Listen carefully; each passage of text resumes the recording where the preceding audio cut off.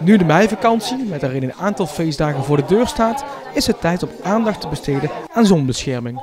Daarom werden op het Raadend College zonnebrandpakketjes uitgedeeld en werd uitleg gegeven aan de scholieren. Ja, we weten dat 1 op de 5 Nederlanders krijgt in de loop van het leven te maken met huidkanker. En een hele belangrijke reden van het ontstaan van die huidkanker is het verbranden op jonge leeftijd. Dus met name onder de 18 jaar. Als de huid nog heel jong is, dan geeft verbranden grote gevolgen. Dus juist door het beschermen van de huid op die jonge leeftijd, daar haal je eigenlijk je winst uit voor op latere leeftijd.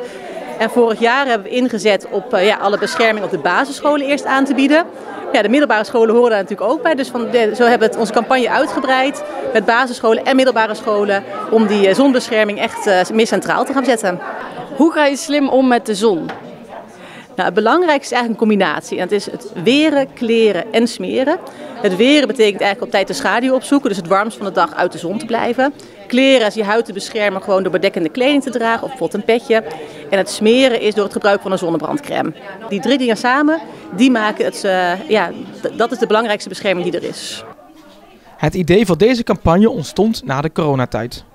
En toen was er eigenlijk op een gegeven moment gewoon het idee van wat als we nou in plaats van al die handdesinfectiepalen zonnebrandcrème neerzetten. Dus zo zijn we begonnen in het Vicurie door zonnebrandcrème aan te bieden. En toen dachten we vorig jaar, we willen eigenlijk toch wel het groter aanpakken. En toen is het eigenlijk gaan rollen en toen hebben we alle basisscholen betrokken. We wilden eigenlijk steeds kijken van hoe kunnen we dit nou verder uitbreiden? Hoe kunnen we dit nog beter maken, groter maken? En toen zijn we de samenwerking aangegaan met het Maastricht UMC en met de Universiteit van Maastricht. En dat is ook vooral gericht op een stukje onderzoek ook. Van hoe kunnen we onszelf ook verbeteren? Want ook door onderzoek eraan te koppelen, bijvoorbeeld, waarom ga je nou wel of niet insmeren? Wat maakt zo'n smeerpaal nou interessant? Kies je ervoor om er wel of niet naartoe te lopen?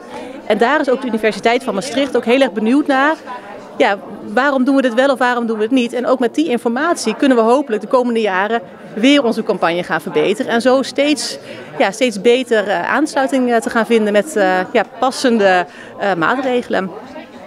Is dat dan ook de volgende stap? Gewoon meer onderzoek doen over waarom jongeren wel of niet smeren?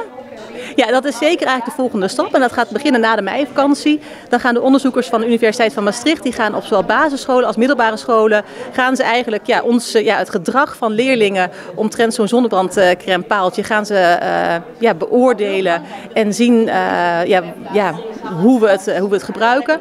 Maar we gaan ook leerlingen bevragen wat ze ervan vinden en wat ze ermee doen.